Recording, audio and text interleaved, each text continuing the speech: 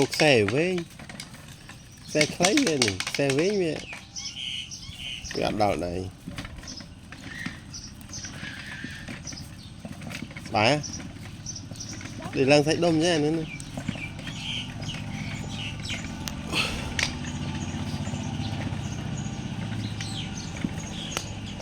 นี่แม่จะเบ็ดจับไตรอ่ะอยู่มาแปรไตรดิ